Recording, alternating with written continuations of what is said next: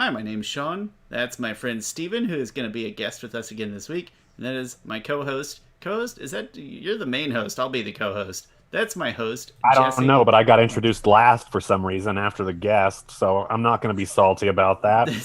But I upgraded you. I promoted you It's from whatever. co-host to host. It's fine. And we're here today to bring you a very Walk it back. salty episode of PokéMalarkey. Very salty. Salty because of the saltwater Pokemon. Oh, that's... I didn't think of that. It's beautifully tied in. Beautiful. No, that's bad. That's bad. It was pretty rough. I feel like if somebody less forgiving than Steven were here as a guest, that person would probably leave. If it was anyone, but Steven enjoys a decent pun, I think, so he'll probably forgive us. Steven... But I enjoy decent ones. Oh, okay. Oh, whatever. That is Steven, almost... welcome back. That's appropriate to this episode because in this episode, maybe one of the greatest burns in Pokemon happens. Oh, in well, my I'm opinion. excited to hear it. It's beautiful. Steven, welcome back. We're happy Thank to you. be on Thanks, again. yeah, thanks for hanging out with us For a again. second week in a row. We're so fortuitous. I know. Did you guys not change clothes since last time? This No, is the PokéMalarkey. I've been Okay, sitting okay. right here for a week. Wow, that's amazing. Just It is. just waiting, meditating, like Sing was a dog in Futurama. Just waiting. Just trying to reach Nirvana. I'm almost Good luck. there. Yeah. I keep yeah. hitting that fourth chakra wall. You will become one with the Pokeverse. I swear, it'll happen. Keep your hopes up. I will do my best. Steven, we want to know what is your favorite Pokemon first, and tell us a reason why you like that Pokemon most. Oh man. And if you're wrong, you have to leave. I feel terrible about this question because I don't remember its name. It's playing Pokemon Shield. It's a psychic type. It's one that I guess it starts as a squid and then it flips upside down when it evolves. And that's what I can tell you. That's been my go-to. I did the most leveling on that one. The psychic type attack seemed effective on a lot of things, so I ran with it. It also looked kind of cool. Do not remember what it's called. So I haven't played Shield Maybe yet, it's and I'm Inkling? so unfamiliar with the recent stuff that I have no idea. But it sounds amazing because I do like. I didn't psychic just types. make it up. Is it Inkay who turns into Myanmar? There we go. Malamar. Which I think is the country. Malamar. It is Malamar, Not not Myanmar. Myanmar. which That's is the a country. one. There's my Pokemon. That's awesome. I'm- Steven, were you wow, aware that in the kind of OG games? Look how cute Inkay is. Oh He's Yeah, my yeah. goodness, that's adorable. And he turns into a Great. beast. Yeah, it's a good beast. Good Steven, Pokemon I don't know choice. if you're aware, but in the original games, like one of the running jokes or themes is that like if you get a psychic type Pokemon early on in the original games, they're wildly overpowered because everything is weak to them except ghosts. Maybe Yep, except ghosties. literally except ghosts. So you can just if you grab a Drowsy, just a simple old Drowsy, and you just plow through all of life with a chunky little three-fingered thing that does a little. Do you guys remember the little finger wiggle that he does in the game or in the show? It's Yeah. so And he does a terrible dance later on. Oh, it's so that Pokemon that is that goofy just wrecks an entire game. That's a good choice, though, Steven. In Shield, choice. like in the Galar region, there are tons of octopi and squid-like Pokemon, which I enjoy a lot. Yeah. Yeah. Do you? Oh, I'm sorry, Jesse. Go ahead. I keep interrupting your segment. I have nothing else to say on Oh. the matter, but and they- go ahead. I don't Yeah, know. I was just gonna have him tell us more about Shield, and then I know that Jesse Yes. has played Shield as well. I think we all three have Shield just by chance. Yeah, what a good time to talk about it. Yeah. Hit us up with your feelings on it as a game. Especially since it's like, but this is the one this is the only one Steven has played through, so his perspective on it is super interesting. Yeah.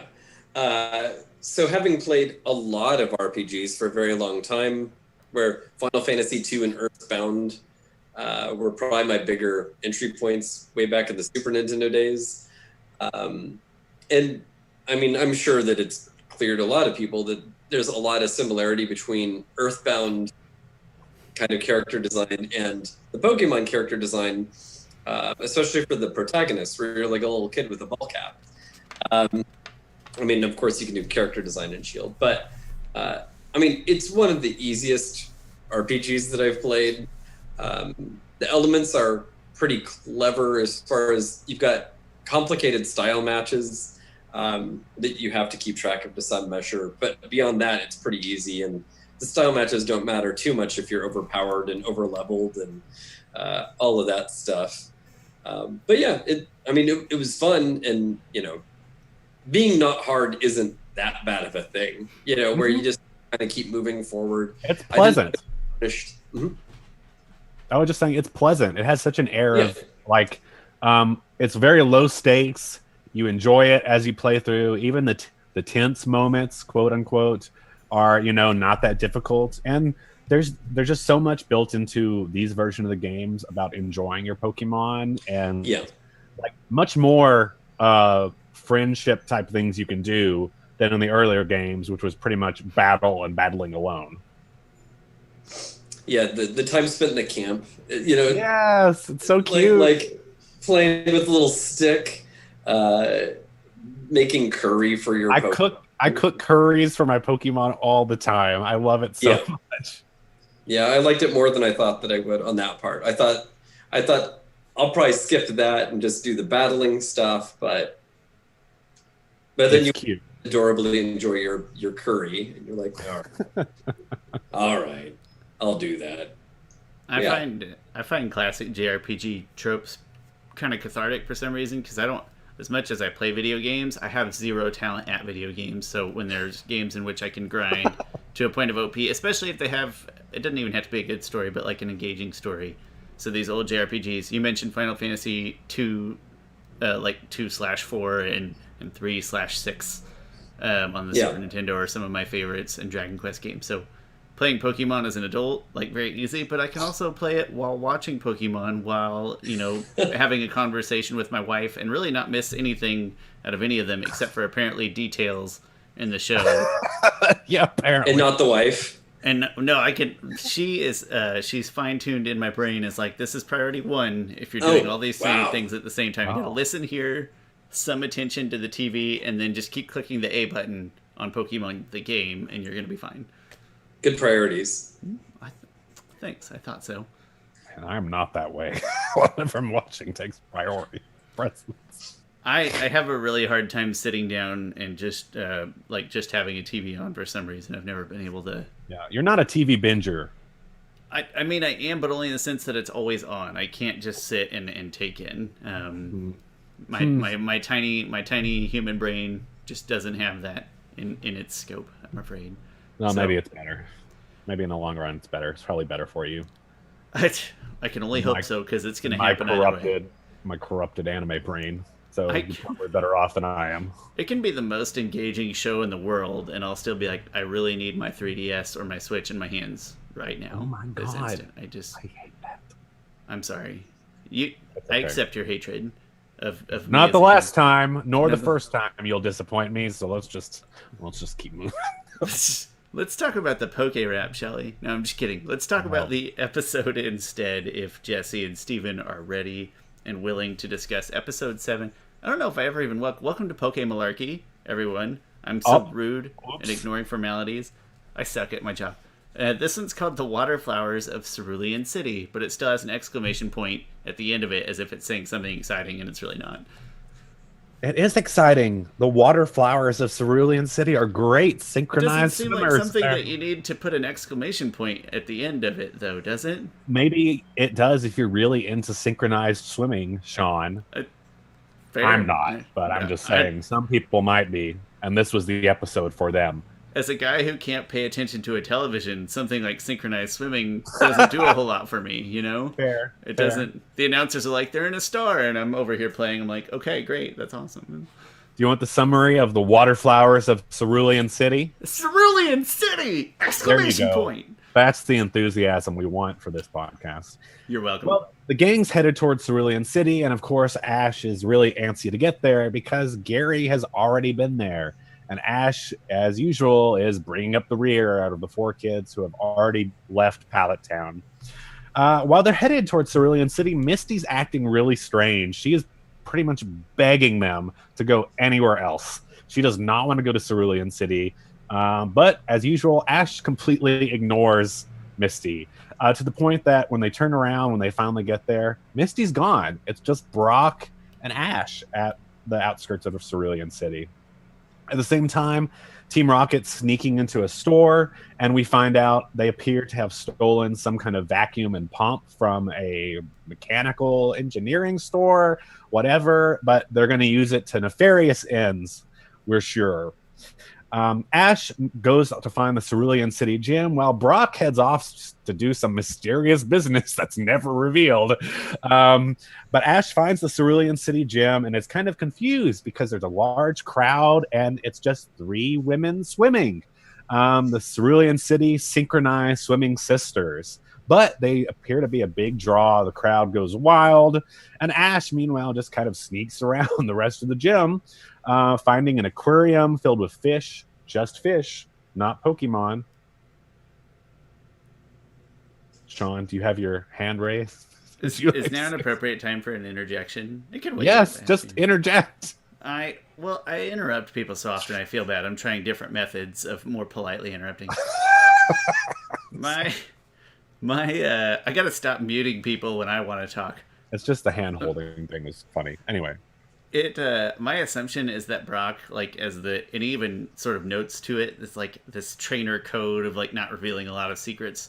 In my head, I think he sort of maybe even knows who Misty is and knows who the trainers are, and he's like, I can't help this kid, through this, that it's not right, through this trainer gym battle thing. So in my head, he's just like going off out of like unwritten rules between trainers. Out of respect. I even sort of wonder if he doesn't know who Misty is, kind of. Because Brock's not an idiot, and he probably knows that Misty's acting weird. Brock's he's a sharp palate. How old is Brock? Ooh, good question. I think he's like 17, 18. I'm just going to... because I feel like he's older. Okay. A quick Google. Because he seemed to have some level of empathy that Ash does not possess as far as his ability to read what's going on.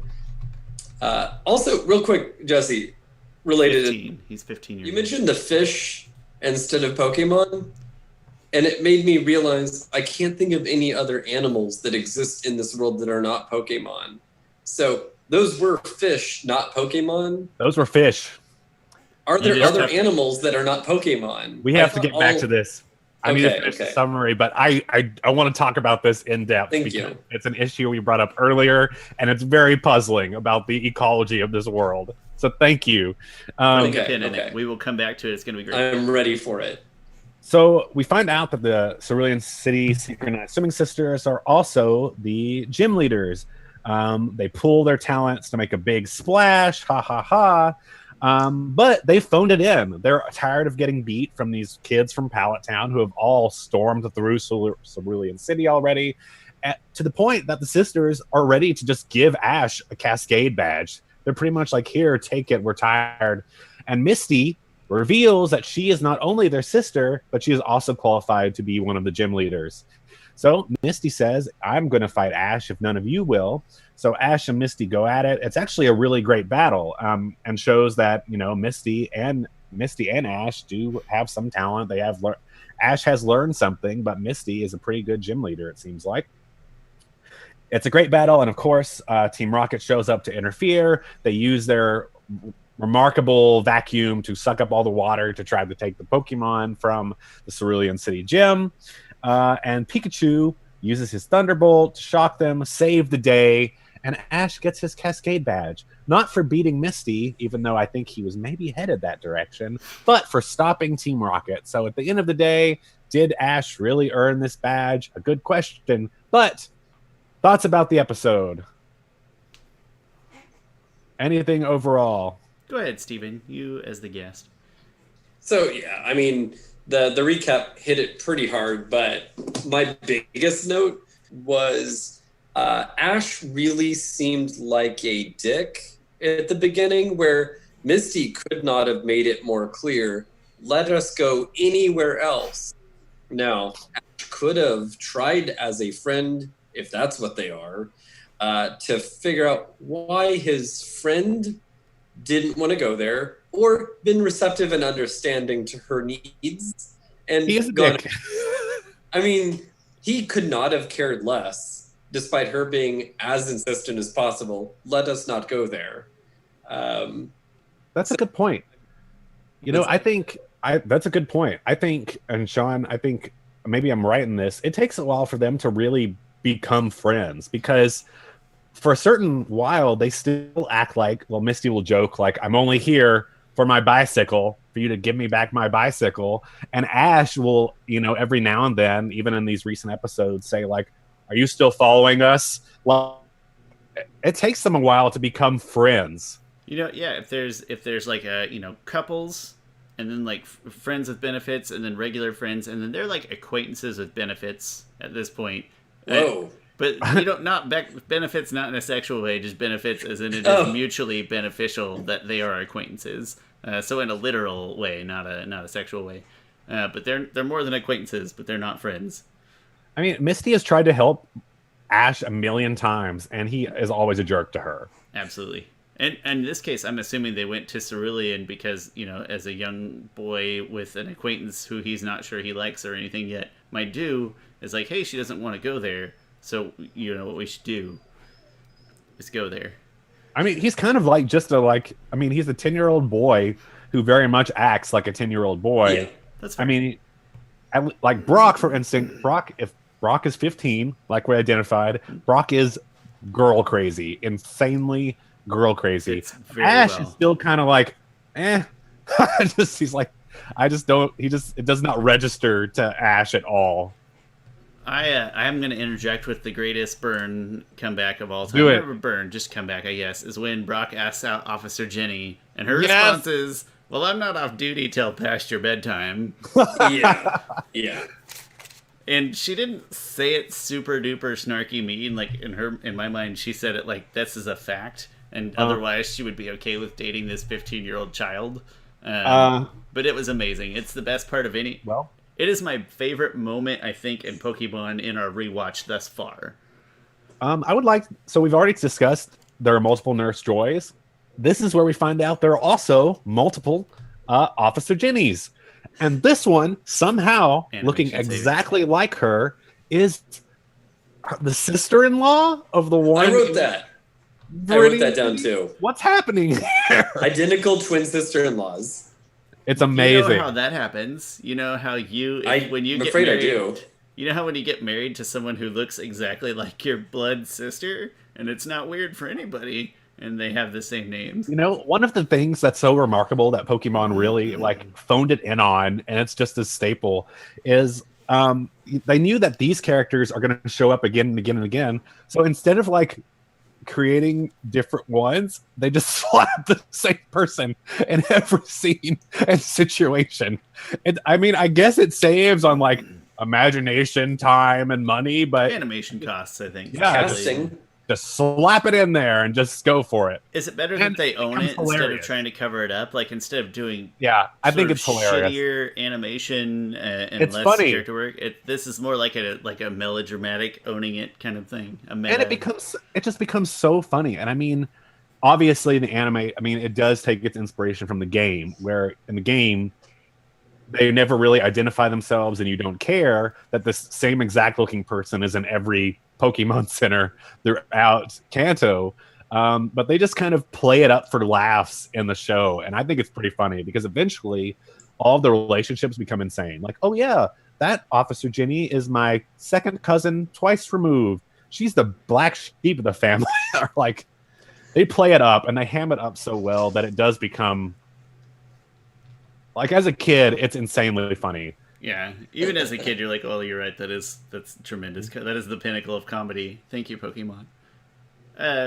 One of you brought up a great point. I don't remember which one. I think probably Jesse. Probably Jesse. Was, I mean, he did, but not because of the way that you're saying it. Steven, have some pride.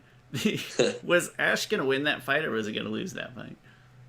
I think I was going to find a way to lose, I think, because he's Ash. I thought Ash was going to win. I was really surprised at Ash in this battle because, he thinks fast on his feet. And the last moment of the battle we see is Starmie, one of Misty's stronger Pokemon, getting thrown back into a wall, and its little crystal gem is like blinking. It was so sad. It's like low battery. And to Steven's point in the previous episode, it was thrown back the requisite amount to no longer be allowed to battle, probably. Or ring out. That's right. Ring. No, Ash was better, definitely. It was obviously better than in the previous episode where he won using a sprinkler system. Right. I mean, it's clear to me he's learning, but Misty really lucked out, obviously, because Pikachu refused to fight Misty, which is cute, but also, Pikachu, you bitch. I would have been so mad at you if you were my Pokemon, because I could blow Misty out of the water and just move on with my day. But no. Also, that part confused me because I don't understand the hesitance for Pikachu. He's not physically harming Misty.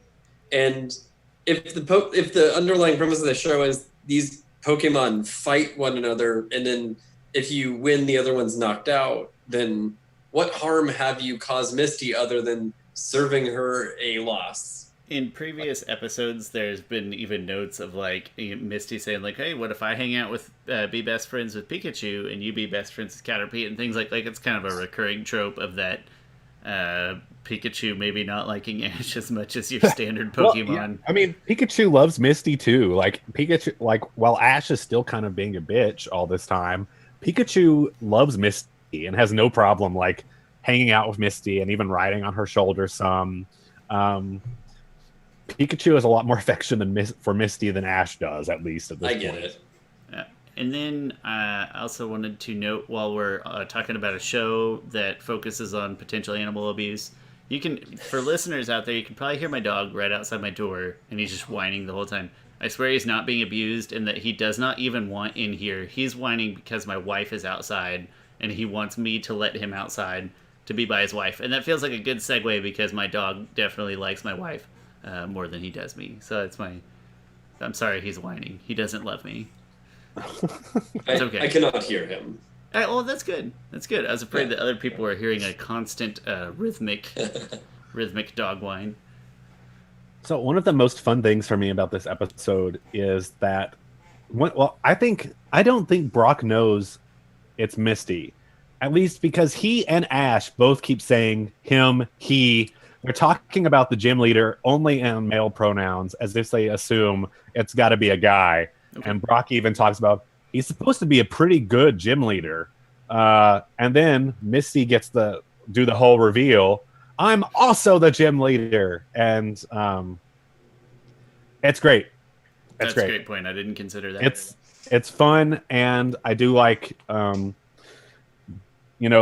Cerulean City Synchronized Swimming Sisters. It's kind of nonsense because Misty's not like that at all. And it seems like Misty already would be a better gym leader compared to her sisters who, are willing to just give Ash a badge. They don't even want to fight him. He just walks in the door and they're like, "We don't do autographs." And he's like, "No, I don't want that. I just want to fight." And they're like, "Here's a badge. Go away." Yeah. Poor losers. I was confused by a moment where it was they were like, "We can't fight you. All we have is this," and then they show Golding flipping around. They went, "That's the only Pokemon," which is insulting. and then they go, "All right, Seal, come over." And I went, "Isn't that a Pokemon?" Yes. He is too pretty to fight. He just sits on his side. He's a cheerleader. Don't they know? Yeah. They apparently haven't played the game when you can walk into a Pokemon Center and insta heal your Pokemon. I know. They just don't care. Yeah. They just don't want to fight. They're the worst. And they don't. You don't do autographs. What part of showmanship do you hate the most? Come on, sisters. What's their name? Do they have a last name, or are they just Misty sisters? They're just Misty sisters. Also, we find that they're world famous.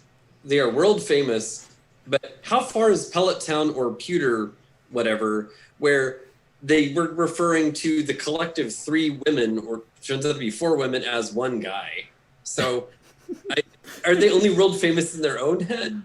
It's a very niche crowd of people that watch synchronized swimming in the Pokemon universe. there are individuals throughout our world that are aware of us. However, most people don't know who we are.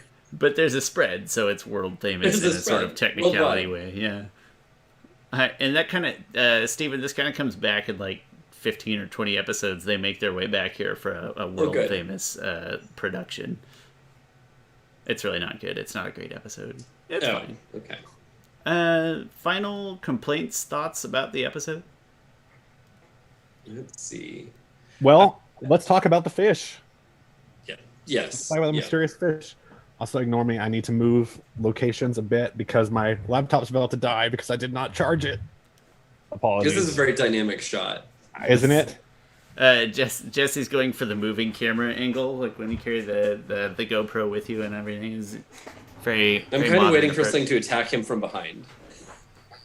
So, fish. Ash, walks downstairs in the Cerulean City Gym, which also doubles as an aquarium and synchronized swimming center. And we see actual fish swimming in tanks.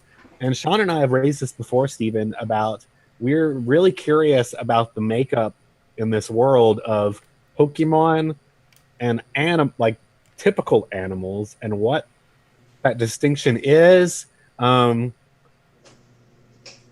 I don't know. What do we think? This is one of the most puzzling mysteries to me about Pokemon. I think we have seen birds is the only other one where I think maybe we have seen just a regular bird before. Don't quote me on that. I'm not positive. But I feel like we have. Just flying through the background or something. And my best guess is that at some point a Pokeball was invented and then they just started throwing it at everything to see what sticks. If you see a living creature, throw a Pokeball at it, and then they made a device that tracks the things that the Pokeball can actually capture in this post-nuclear apocalypse world where... I mean, at least this kind of, like, for me, only partially sums up things about, like, Pokemon in the Pokemon world because they eat food. It seems like they're eating meat sometimes. So at least at random also. It's not like they eat food every day. It's just when they're out of the Pokeball. At least there's the idea apparently that at least it kind of makes room for the idea that maybe there's meat, other animals that they eat and they're not, like, no one is eating Pokemon. But every now and then in the series there's like a reference to using Pokemon for something other than like battling or friendship. And it's really unsettling.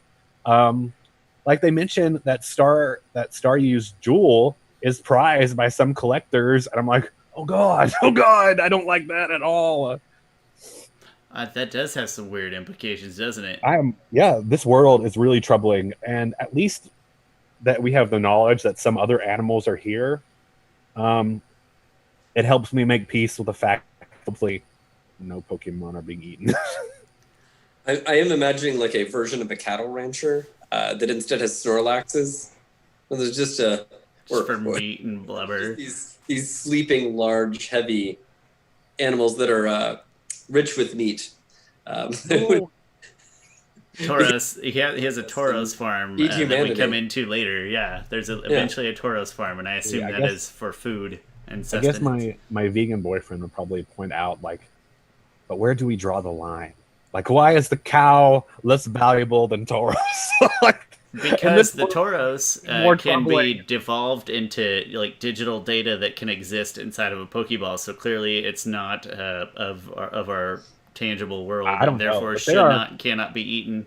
There are deep ethical questions in the Pokemon world that are not addressed enough to my liking, and it's fine. I don't care that much. But every now and then, it worms its way into my brain, and I'll wake up at 3 a.m. and I'll go, someone eat the Magikarp?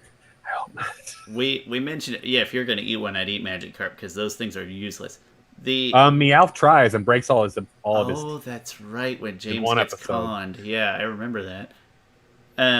I will say that we mentioned last episode is that every once in a while something small happens in an episode that makes you question the Pokemon existence. I'm afraid.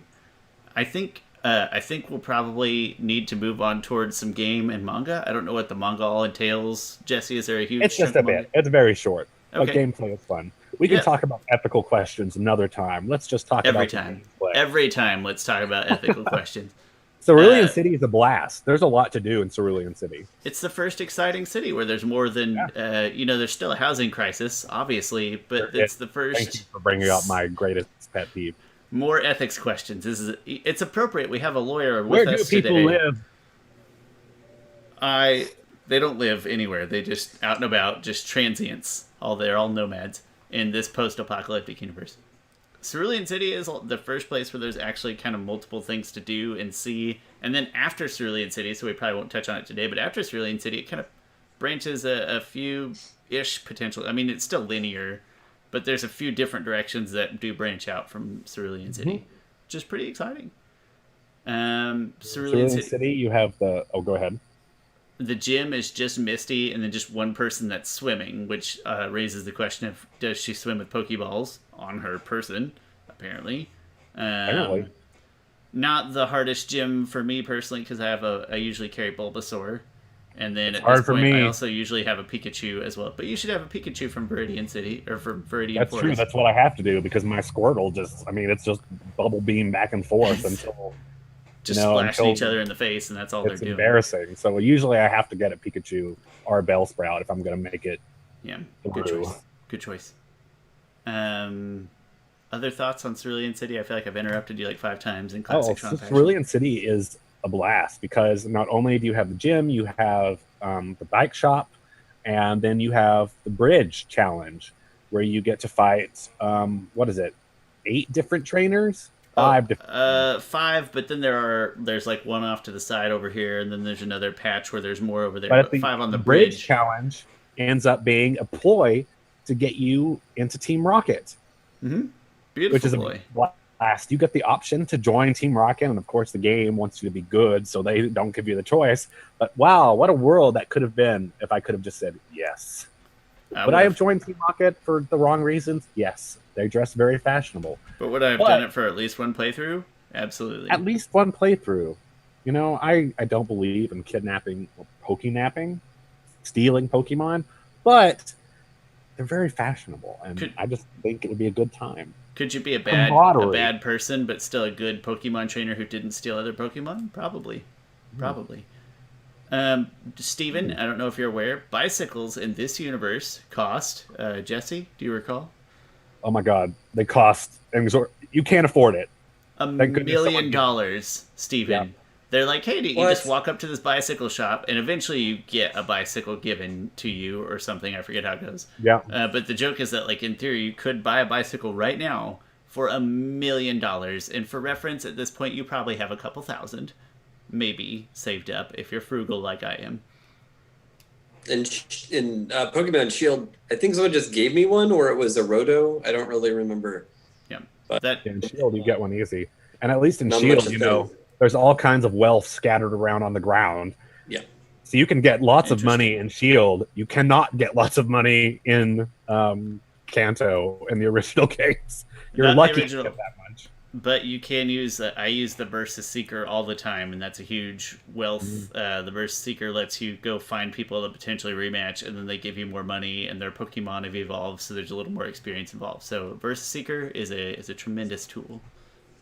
And with that, at risk of cutting people off like always, let's save a few minutes here for some manga talk, if there's any parallels. So in the manga, and I'm making an effort not to say manga, even though my body wants to say manga every single time. I'm not here to tell you how to live. Red and Misty arrive in Cerulean City, and it turns out Misty is filthy fucking rich. She lives in a mansion. She has maids who refer to her as your ladyship. So Red's delighted, and Red talks about challenging the gym leader, and the whole staff, they laugh because they clearly know something he doesn't. So Misty says, tomorrow I'll take you to fight the gym leader. So she brings him out to fight the gym leader, and Red goes, who is this moron anyway? And Misty goes, the moron is me. Ha ha ha. And Red has a pretty easy time with Misty, actually, because he has his Bulbasaur. But his Bulbasaur gets knocked the fuck out by Starmie, thrown against the wall, similar to how Starmie's thrown against the wall in our episode. And but then Misty, like, she's sad because she thinks like Red doesn't understand that they need to train harder to beat Team Rocket, and they just end the battle. And it's a kind of really weird moment because they just decide to leave. He doesn't get the Cascade badge, and this is when Misty and Red split ways. Already, Misty stays there because she's the gym leader, which makes sense, I guess. She's got a job. I get it. She's got a job, so she stays there, and Misty ends the scene by saying, "I hope we'll meet again," and that's it. I'm befuddled by this. It's very strange. Misty, who lasts seasons of the show, it seems. I know. In reality, not in the manga. She's there for a hot minute, but Red and Misty are united in the fact that they do both plan to train harder so they can take on and defeat Team Rocket. That is Misty's goal, is to defeat Team Rocket. That's very noble. I appreciate that. So I'm going to train harder from inside my gym and not fight Red when he comes into my gym. You deserve no badge. It's weird, but they have a nice friendship. They're clearly already friends. Which is different than, Misty and Ash, who have an antagonistic relationship. Well, clearly manga Ash isn't worthless, so that's a start. Yeah, manga Ash, Red, is a cool dude who is a good Pokemon trainer. Beautiful. But that's it, really. The joy is that Cerulean City is still an interesting place. As we've already said, it's definitely the first interesting city you get to because all you can do... it's the same in the manga. It's the same in the games. The anime seems to have a little bit of that too. But Cerulean City is a blast. It's a good episode, and you get to see a lot of new water Pokemon that you haven't seen up until this point. And if you're a water ice fan like myself, it's exciting. I'm very jealous, actually, of sometimes how much more interesting, even if odd, the manga is than the show. It is, and we are getting close to where there's some real juicy, bizarre fight scenes in the manga, and I can't wait to share those soon. In the meantime, we're also getting pretty close to our time here, so I'm going to give Steven one last chance. Any odds and ends thoughts, as he's been our guest over the past 2 weeks. Thank you so much, by the way. It's been a pleasure. Final anythings. My final anything is when the three trainers split in the beginning of the episode, where Misty has vanished. And it's like, later I've got a thing to do. I didn't understand how they would find each other again. They didn't have cell phones back then. It looks like a big city. Impossible. It's his heart. It follows his heart. That's a beautiful ending note. Let's end on that. You follow your heart and you'll find your friends back. But also cell phones are handy. I don't want to diminish the use. It's like if you follow your hearts, you will find your way back to PokéMalarkey next week. Oh, how's that for an ending? I just cried a little. Thank you guys so much. Steven, thanks for being a great guest. We've really enjoyed it. Thank you, Steven. Jesse, sorry I introduced you last. You're a tremendous host. And that's okay. We'll be back next week. Thank you guys so much. We'll see you next time.